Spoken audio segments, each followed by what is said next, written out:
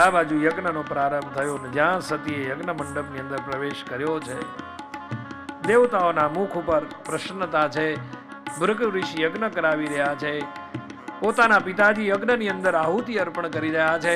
જય જયકાર થયો.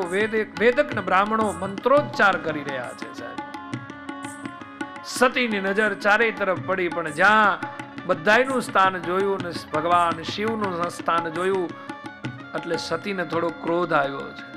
કારણ કે અત્યાર સુધી પોતાનું અપમાન સહન કરી શક્યા, પણ પોતાના સૌભાગ્યની વાત આવી એટલે સતીથી સહન નથી થયું. હવે સતીના કેશ વાળ છૂટી ગયા, આંખોમાં ક્રોધ પ્રગટી ચૂક્યો છે. ધીરે ધીરે ધીરે ધીરે સતી મૂળ પરાંબા જગદંબાના રૂપમાં આવી ચૂક્યા છે. ક્રોધ આવ્યો, આવેશમાં આવ્યો છે. હવે સતી સતી નથી રહ્યા, ભવાની ભવાની નથી રહ્યા, મૂળ જગદંબાના રૂપમાં આવી ગયા છે. નવે નવ સ્વરૂપ પરાંબાનું જગદંબાનું એકમાં પ્રગટી ચૂક્યું છે. જ્યાં ડગલું ભરે ત્યાં તો ધરતી ધ્રુજે છે, એવી પરાંબા જગદંબા છે. દેવતાઓ બધા ધ્રુજવા લાગ્યા કે આ શું છે? દક્ષ પ્રજાપતિ યજ્ઞ કરતા કરતા ઉભા થઈ ગયા કે આ કોણ? આ કયું સ્વરૂપ છે?